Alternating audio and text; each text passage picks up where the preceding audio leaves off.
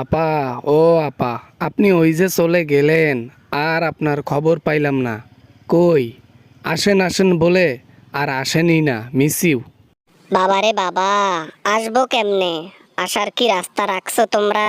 সবকিছু তো ব্লক করে রাখছো। যদি আসি, সবার আগে আইন আমাকে ধরবে। ক্ষমতা থাকতে তো গরিব রেও একটুও মান সম্মান দেন নাই।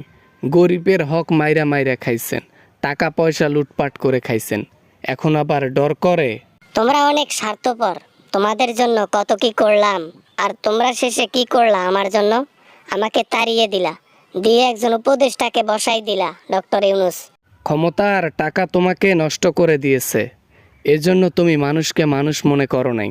এজন্য তো জুলাই মাসে কতগুলো মানুষকে তুমি উপরে পাঠাই দিলা। আমার ভুল হয়েছে, আমাকে ক্ষমা করে দেন। সবাই ক্ষমা করে দিয়ে আমাকে অ্যাকসেপ্ট করেন। আমাকে নির্বাচনের সুযোগ করে দেন। আওয়ামী লীগ ভালো হয়ে গেছে আবার। তাই নাকি? আওয়ামী লীগ আবার ভালোও হয়? ও বাপু রে বাপু। যাই হোক, ফেরেস্তার মতন কথাবার্তা বলা বাদ দেন, দেশে চলে আসেন, বিচার এখনো বাকি। দেশের মধ্যে যাব কেমনে?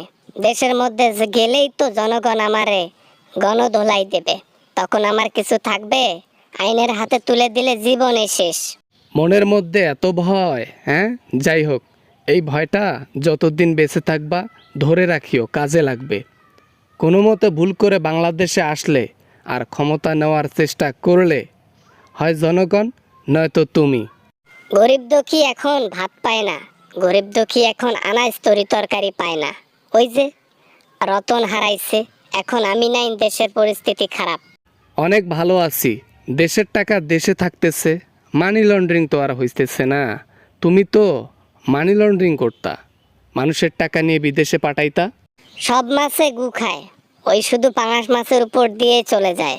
আমিও তেমন, সবাই খায়, খালি আমারই দোষ হয়। আমি বুঝি না কেন।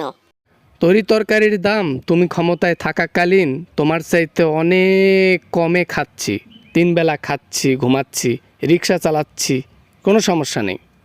কেন? আমি থাকতে কি তোমরা খাও নাই? তরি তরকারির দাম কম ছিল না? খালি আমারই দোষ খোঁজো, আর কারো দোষ খোঁজো না। আর রিক্সা কি আমি চালাইতে দেই নাই? কত মানুষ আকুতি মিনতি করত, রিক্সা ভাইগেন না, রিক্সা ভাঙ্গেন না, তারপরও তাদের কান্না তোমাদের কানে বাজে নাই, চোখে দেখো নাই, তাও রিক্সা ভাঙছ। গরিবকে গরিব মনে করো নাই, গরিবরে তোমরা বলতা গরিব তোরা ভাতে মর। আমাদের ভুল হয়েছে, ক্ষমা করে দেন।